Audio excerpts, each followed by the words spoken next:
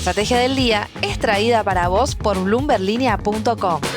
Muy buenos días, estrategas. Soy Francisco Aldaya, jefe del Buró de Argentina en bloomberglinea.com, y hoy les voy a contar las 3 noticias más importantes para que arranquen su día. Además, Mariano Espina con lo último de la política en recintos del poder. Como siempre, no se olviden de darle clic al botón para seguir a este podcast, de compartir este capítulo, de activar las notificaciones, y si les gusta lo que hacemos acá de lunes a viernes, ¿por qué no darnos un 5 estrellas en Spotify o un pulgar arriba en YouTube? 1.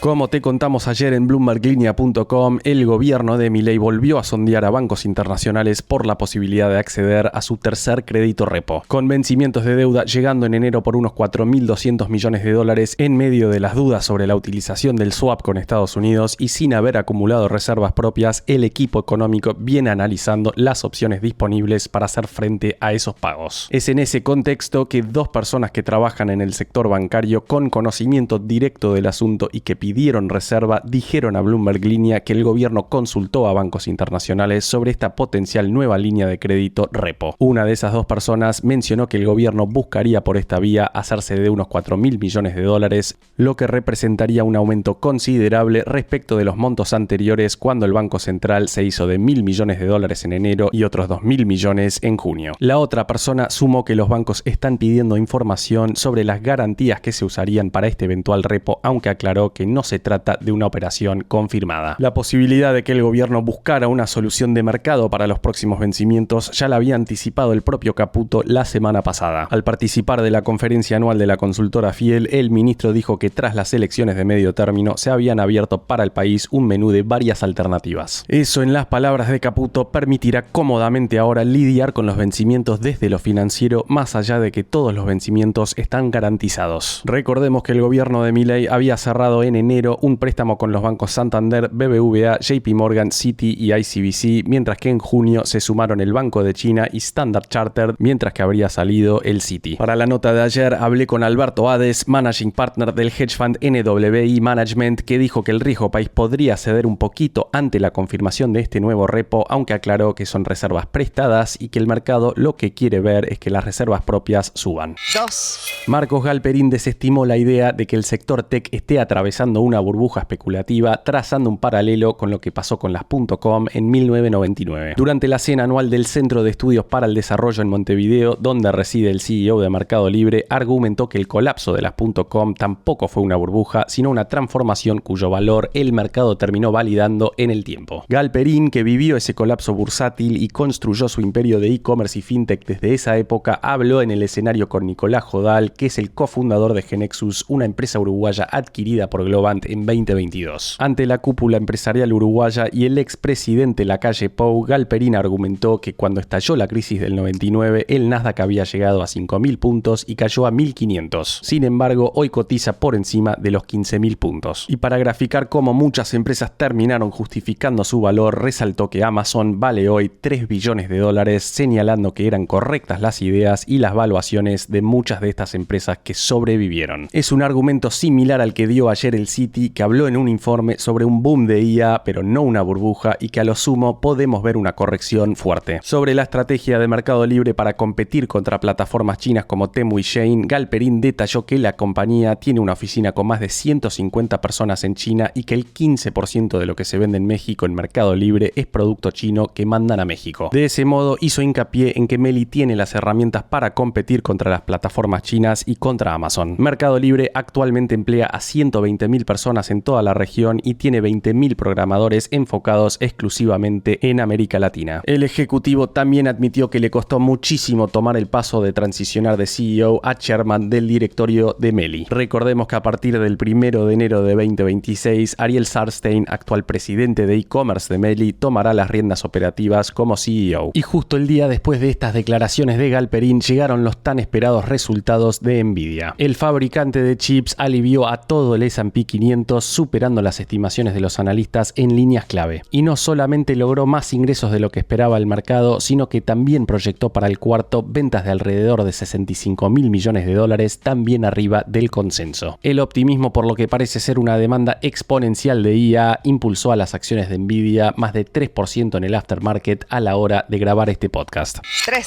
La inflación mayorista sorprendió a la baja esta semana, ubicándose en 1,1% en octubre, con una fuerte desaceleración respecto a los meses previos, pero el movimiento no implicaría necesariamente una moderación del IPC general en los próximos meses. Según el INDEC, el índice de precios internos al por mayor pasó de 3,7% en septiembre a 1,1% en octubre. Esa suba se explicó por un incremento del 1,3% en los productos nacionales, mientras que los importados retrocedieron 1,4%. Belén Escobar consultó a Camilo Tiscornia, director de la consultora CIT Asesores Económicos, y consideró poco probable un eventual impacto de la desaceleración mayorista en el IPC. El economista explicó que los precios mayoristas miden algo bastante distinto porque miden solamente bienes, mientras que el IPC es un combo de bienes y de servicios. En ese sentido, Tiscornia advirtió que pese a la calma en algunos rubros, no se observa un escenario de baja inflacionaria en el IPC y que no hay gran tranquilidad para el mes de noviembre. Según su análisis, la desaceleración mayorista reflejó sobre todo el reacomodamiento posterior al salto cambiario de septiembre, cuando las empresas ajustaron con fuerza sus listas ante el salto cambiario y proyecciones de uno mayor. Lorenzo Sigaut Gravina, director de Equilibra, subrayó que la consultora no está modificando sus estimaciones para noviembre. En la misma línea, Iván Kachanowski, economista jefe de la Fundación Libertad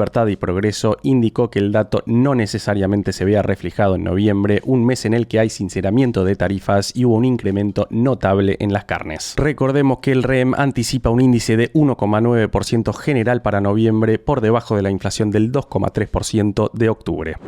Antes de pasar a recintos del poder, veamos rápidamente cómo van a abrir hoy los mercados. El S&P Merval cayó 2,2% ayer, fue una jornada más verde que roja para las acciones argentinas en Wall Street, con subas de hasta 2,3% para Vista y caídas de hasta 2,3% para Galicia y 3,7% para Bioceres. Los bonos ley Nueva York cerraron con subas de hasta 0,7%, el dólar blue va a abrir cerca de los 1.430, el MEP en 1.446 y el contado con liqui en 1.477 pesos. En cuanto al dólar oficial, el minorista quedó en 1.430 y el mayorista en 1.407, mientras que el riesgo país quedó cerca de los 601 puntos. Recintos del poder.